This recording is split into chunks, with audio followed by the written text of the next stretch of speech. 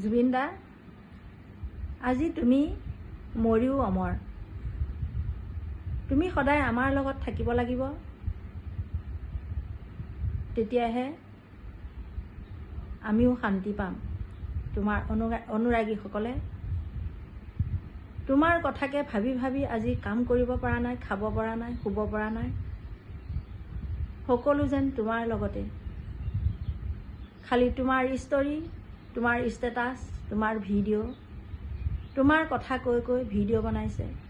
সকলো মনত যেন জুবিনেই জুবিন। কিয় বাৰু? কাৰণ তুমি সকলোকে মৰম দি থৈ গ'লা। আচলতে মানুহ ইমান মৰমীয়াল হ'ব নাপায়, ইমান ভাল হ'ব নাপায়, বিশেষকৈ এই যুগত। এই যুগটো কেনেকুৱা জানা?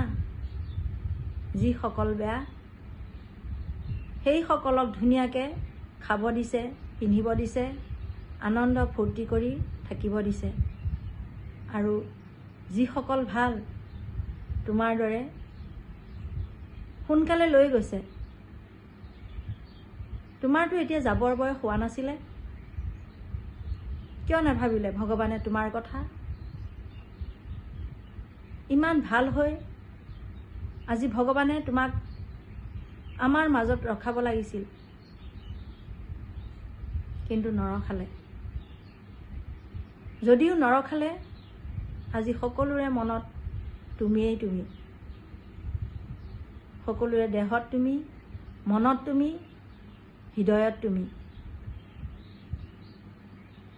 কিন্তু এটা কথা জুবিন দা, মোৰ ছোৱালী দুজনীক তোমাৰ দৰে মই কেতিয়াও ভাল হ'ব নিদিওঁ। কিয় নিদিওঁ জানা? আজি দেউতাক তুমি যেনেকৈ অকলশৰীয়া কৰি থৈ গ'লা, দেউতাৰ বুকুখনে আজি কেনেকৈ কান্দি আছে, অন্তৰে যেনেকৈ কান্দি আছে, বুকুখন যেনেকৈ উদং কৰি থৈ গৈছা, দেউতা বৰ কষ্টত আছে অ'।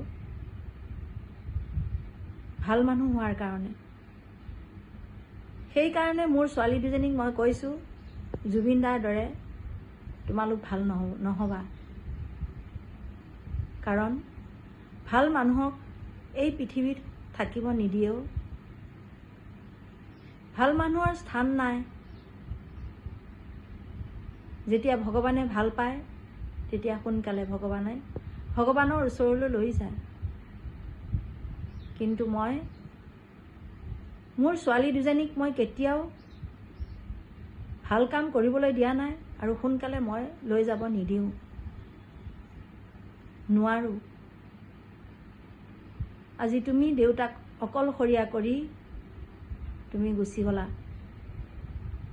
সেইখিনি দুখ দেউতাই পাইছে। কিয় ভাল হ'লা ইমান? তোমাৰ কথা আজি কোনেও কিয় নুশুনিলে? তোমাকতো আমি আজি ৰখাব নোৱাৰিলোঁ। তোমাৰ প্ৰতিটো গানেই আজি সকলোৰে মুখে মুখে।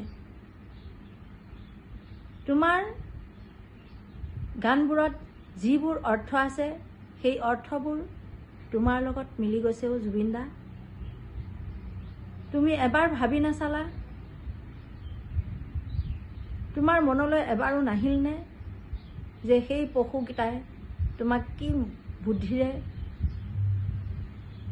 আঁতৰাই লৈ গৈছিলে? তুমিতো অকণমান মনত ৰখাব লাগিছিল, মনক বুজাব লাগিছিল। কিয় নাভাবিলা তোমাৰ নিজৰ কথা? সেই পশুকেইটাৰ লগত তুমি কিয় গুচি গ'লা? পশুকেইটাই নি তোমাক কিয় সাগৰত এৰি দিলে?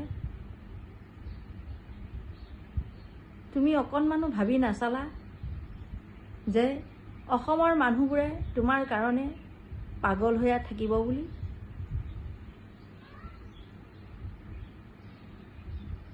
ইমান ভাল মানুহ হোৱাটো ভাল হোৱা নাছিলে।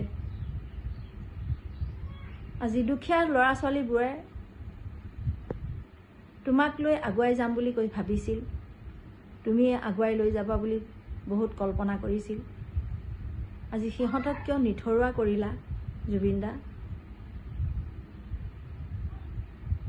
বৰ কষ্ট পাইছোঁ অ'।